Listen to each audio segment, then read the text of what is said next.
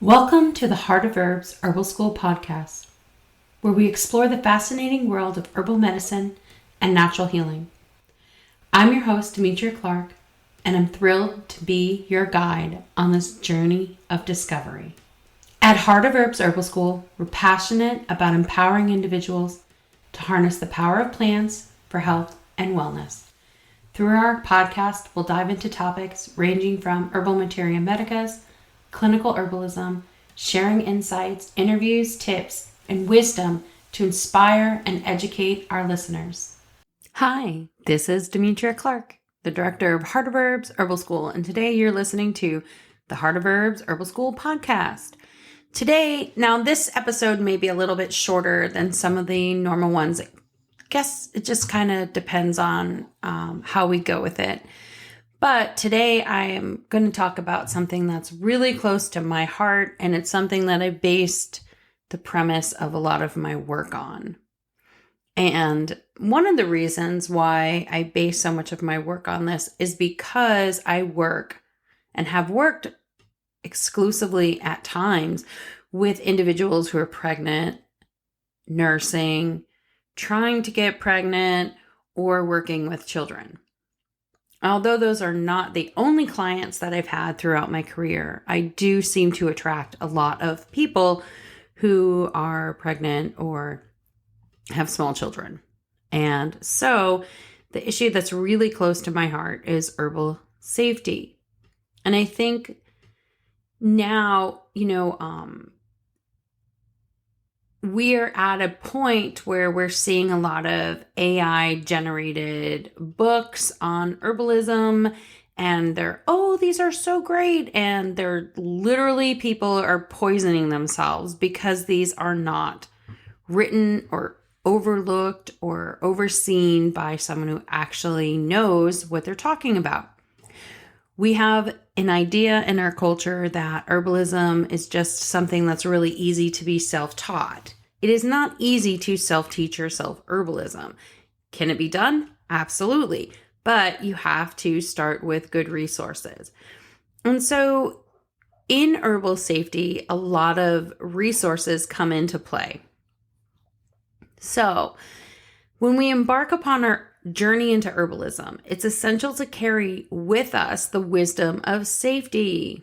Nature provides us with a rich tapestry of healing plants, each with its unique properties and potential. Now you have to remember, these plants have developed over a millennia to not get eaten by us and other predators, and we are plant predators. So some of the most beautiful flowers in the world are totally toxic. So understanding herbal safety is really important, and it's crucial for anyone interested in herbal medicine. So what you're going to want to do is to start off with familiar herbs first. So what are familiar herbs? Well, those are herbs that you can find in your grocery store. Those are herbs that you've had experience with. They're herbs that you can find wherever you are, pretty much all over the world. And I have seen this myself personally. You can find chamomile, peppermint, and lavender herb and herbal products. The reasons why is because generally, overall, these are very safe. They're generally regarded as safe. And you'll sometimes see that written as GRAS, and that's what that means in an herbal description or herbal product. These are excellent choices because they have a long history of being safe. They're gentle and versatile, and they're suitable for various applications such as teas, compresses, tinctures, and even in cooking. A lot of your cooking herbs are generally regarded as safe. And they're generally safe. And when they become unsafe, it's when we're taking them in dosages that they're not supposed to be taken in. And we're taking them in amounts or in ways they're not supposed to be taken. So something like nutmeg can potentially have issues if you use tons and tons of it. The amount that you would use in a food or in an herbal application can generally be considered safe. But if you're using, tablespoons of this herb, or you're snorting this herb, or you're eating this herb at those quantities and higher, you could potentially have issues. That's why we have to be familiar with these herbs. That's why we have to learn about these herbs and not just go by something we find on the internet. And I know you're finding me on the internet. How rich of me, right? We also need to understand that there are Latin or scientific names. Those are something that you need to know. So a lot of people will be like, well, what do I need to know those for? I'm not an herbalist. Or a lot of herbalists will be like, well, I don't need to put the Latin name on my product. Well, first of all, you do. That's something that is mandated by the FDA and in their food product. It's not really, mandated by the FDA was a improper way to say it, but it's how you properly label herbal products. So don't buy herbal products where the herbalist cannot be bothered to put the Latin or scientific name on it. That is part of proper labeling. So you have to be safe when you're purchasing products too. I remember being on a food event and someone was there selling beverage teas, and they looked beautiful and they looked really exciting, but half of them, they didn't have any of the Latin names. Well, I think one of the herbs was like blue something. And I'm like, seriously? I don't remember what it was. It was like blue starflower or something. I'm like, okay, that could be lots of different herbs. Lots of different flowers are shaped that way. And so that's not an appropriate way to label something. So you're going to want to make sure that from the beginning, start with herbs that you're comfortable with and that you've heard about your whole life, because those are a great gateway to get in there and to learn. The next thing that I really want you to think about and to consider is quality over quantity. The quality of herbs can seriously impact their effectiveness and safety, so always opt for organic, sustainably sourced herbs. This assures that your remedies are free from pesticides and other toxic chemicals, allowing you to harness their whole healing possibility. Look, herbalists and herbal students have a huge problem with buying way too much of something. And then they'll be like, this was so expensive. And I'm like, why did you buy 2 pounds? Oh, well, I thought maybe that's what I'd need. You're making tincture and then you want some for tea. That's a lot of herb. 2 pounds of nettle dried is a massive amount of nettle. You can reorder it again in a few months if you need to. So I don't suggest bulk buying herbs unless you run an apothecary or something. I don't see why students or individuals are purchasing massive amounts of herbs. Of course, that's going to cause your price tag to go up significantly. Even if they're like, oh, if I buy 5 pounds of red clover, it'll save me, whatever amount per pound or per ounce, but that's like a garbage bag size. So it's that's a lot. I'm not really sure we need that much. Do you need that much in your personal herbal inventory? And maybe look at things like that, because you will allow yourselves to buy higher quality if you buy it in the quantities you will actually use. Now, if you're an individual who goes out to eat or, purchases coffees, expensive coffees, or goes out shopping once a week at different stores just for fun, I don't want to hear you complaining about not being able to afford your herbs, because those are choices. And we have to remember that's quality over quantity. So it's how much do we need? How much do we need to consume? And that we all have to take responsibility for our choices. Obviously, if you don't have any money at all, this is a very hard thing. And sometimes you will have to go with a lesser quality to be able to get what you need. But the reality is taking a step back and saying, okay, this is how I'm going to budget this. This is how I'm going to work with this. And maybe I don't need 50 herbs. Maybe I can start with 5. And that's a great way to look at it. And that's a great way to really give yourself some ability to experiment. Now, you can also buy herbs with friends and do like a co-op and break it up. There's lots of things that you can do. Mountain Rose Herbs has a lot of bulk herbs, and they have different ways that you can purchase them. And, so their shipping is like real. So this isn't like ordering off of, that store online that everybody orders everything from. So when you're working with a real herbal company and real herbalist, they're not going to get you stuff there in 12 hours. So you have to be realistic too. But I think sometimes knowing the quality is much more important than the convenience. Now, I will say one of the things that I appreciate about places like Mountain Rose Herbs is that they tell you where it comes from. So when it comes to meat and quality, I do not purchase herbs from countries that I do not buy other things from. I don't care. If that's the only place I can get the herb from, I'm not buying it. So I don't purchase herbs from countries that do not share similar values on protecting the land. So look, if they've gotten in trouble for putting melamine in infant formula, or in trouble for not keeping surfaces clean in drug manufacturing.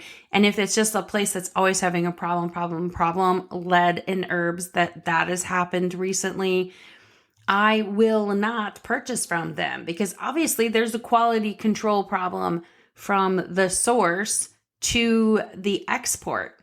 So someplace in there, some serious stuff's happening. So if I'm not picking it myself, I'm not ordering from those places. And I understand that a company may have like a source problem and address it, and that's wonderful. But I don't believe that places where the government owns a part of every business or the military owns a part of every business, that it's in my best interest to necessarily have a one-on-one trustful relationship with them. I want to be able to talk to someone if there's a problem. And so that's why I always look at the source too. Where does it come from? What is that area's, practices? What does organic mean to them? Because it's different all over the world. When we lived in Europe, the way that things are, cows needed this much sunshine for the butter, and they were spent this much out, so it was definitely like a completely different kind of environment. So, the French fries, even at the fast food place, all the potatoes had to come from that country. The sourcing was much different than here, and it's different in Canada, and it's different in Mexico. So just learn a little bit about that when you're thinking about your quality over quantity. And then, of course, we already mentioned this, know your herbs. So know what you're taking. Latin names. Understand what it is. So understand its benefits, side effects, and any reasons you shouldn't use it. Use books and trustworthy online resources, or talk to experienced herbalists to gather this information. Knowledge helps you make smart choices about your life. Look, I have books. Lots of herbalists have books out there. Those go through a process of more than one person before the information gets out there, right? A lot of these AI generated resources, a lot of these books that are out there that are being written by AI or people's blogs or postings on social media, those aren't necessarily good research. And people, I remember once some guy was like, I was giving away our book, and some guy was like, "Oh, has it been double blind studied?" And I was like, yeah. A lot of this stuff has so there's resources out there if you want to find it. I understand herbal research is not as prevalent as drug research, but the reality is if something's being used for 300 years, if there's a significant problem, we're probably going to know about it by now.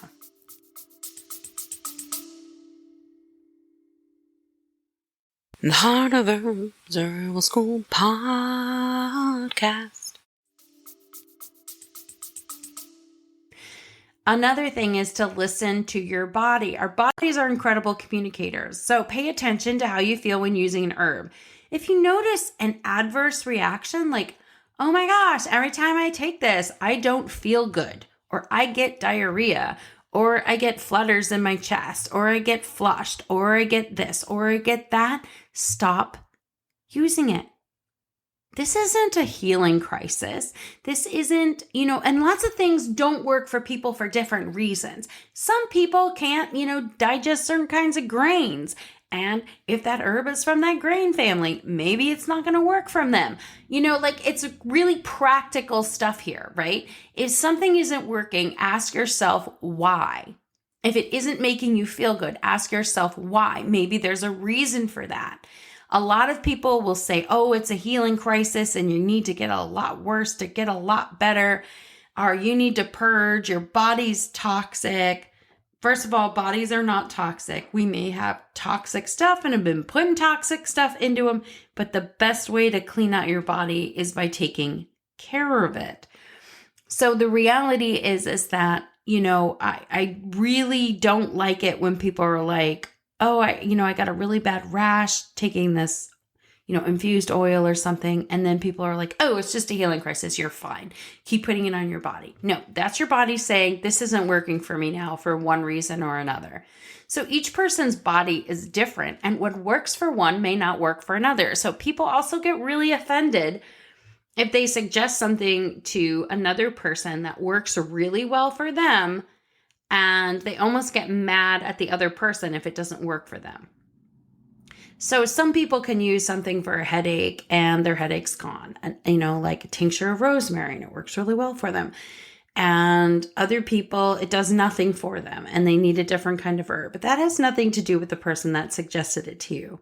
So don't take it personally if you make a suggestion, or you're working with someone and you're researching something and you're like, it works for like all these 50 other people. Why doesn't it work for me? Well, it could be quality. It could be how it's formulated. It could also be that it's just not the right fit for your body. And so really having some respect and listening to your body is really important. We believe in one shot real quick fixes. And the reality is those don't really exist. The way that those exist are through surgery. Right? We are incredible surgical mechanics, but drugs, herbs, foods, all interact differently. So we need to make sure that we understand the herb and respect a person's response to offer them a safe and effective herbal experience. And so you do that for yourself too. Another great way to work with herbs safely is to incorporate them into your daily life. So herbs can seamlessly be integrated into your daily routine. And the best way to do this is cooking. If you're not sure about cooking with herbs, then go buy some spice blends to start. I give gifts out to people who are, they'll eat something at my house. And I love cooking like food from all over the world. And I use all kinds of herbs and spices. I sometimes joke that I would have loved to have been like a chef. And being a chef and being an herbalist in some ways are very similar, with the way that you find things that work synergistically together to create a different kind of experience.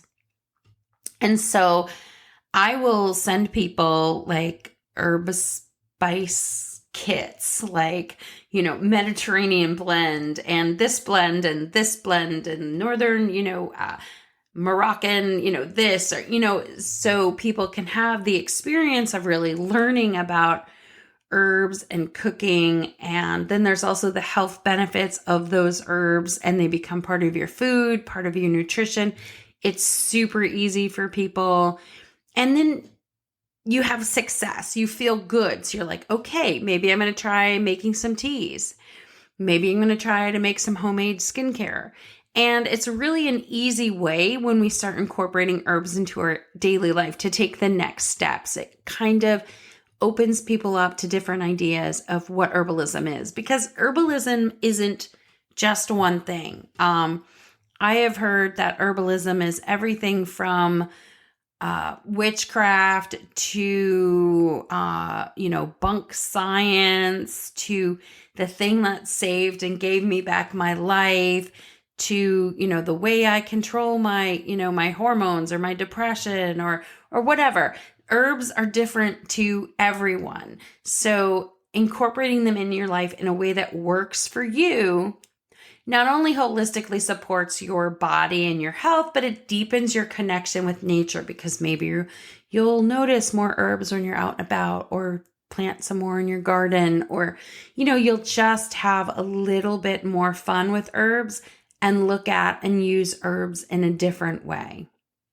The next is to learn. So if you want to use herbs safely and you want to use them more in a bigger scale capacity or run an herbal business, get some education. And I'm not just saying this because I run an herbal school. I mean, there's a lot of, if you know anything about herbs and you hop on some of these different places where people are selling stuff, even big box store places, there's a lot of stuff that's really not safe out there. And often that's because the person was just like, well, I'm going to throw this together and sell it. And they don't know what it does. And that's dangerous. And in a lot of professions, if we were doing stuff like that, it would be problematic. Herbalism is kind of a world that's self-policing. So if nobody's saying anything to anyone, and if everyone's ignoring this problem, then it actually gives herbalism and herbalist a bad name, because that's what people see first. People see those kinds of products first, or go to, different places where people are selling things that aren't properly labeled, that don't have usage instructions, that are leaving out ingredients. And so we talk to our students all the time about label correctly, label properly, have a batch number, all the stuff that they suggest that you do, have a chain of, where it started and how it ended up. And I think that that's really important, because you are living in a world where you can't go back necessarily and find the person who made something and ask questions when you need to.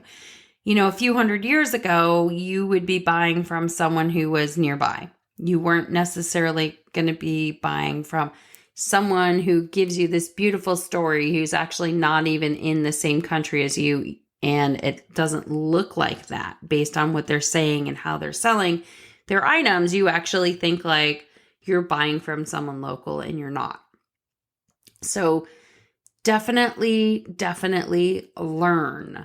So as a consumer, learn what we were talking about. And if you want to be a practitioner, enroll yourself in some kind of education program, start reading, start listening to webinars from respected herbalists.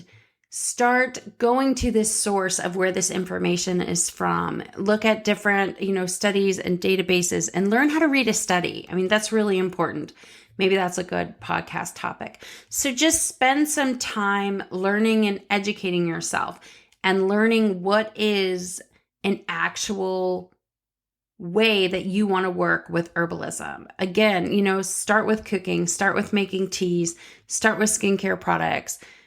Things that you can use easily and safely, and then learn what's safe for different conditions and different stages in life. But overall, the thing that you need to do is to purchase safely, to source safely, and to use safely. And those are the best things that will help you use herbalism in a way that's safe and effective for yourself and for your family. Thank you so much for listening. I hope you have a wonderful day. And I am definitely running my cogs in my little brain, thinking about other great things to talk to you guys about, because just the topic of safety has given me so many ideas. So thank you. I love you. Have a wonderful day. Interested in learning more? Visit heartofherbs.com and enroll using coupon code podcast to save 20%. The content provided in this podcast is not intended to diagnose, treat, cure, or prevent any disease or medical condition. It's always recommended to consult a qualified healthcare professional before making any changes to your diet, lifestyle, or health regime, especially if you have an existing health condition. Any of the financial information and advice for starting or maintaining an herbal business is just that, information. It's not used to be a guideline on how you should run your business. Contact the appropriate professionals to help you to have a successful business.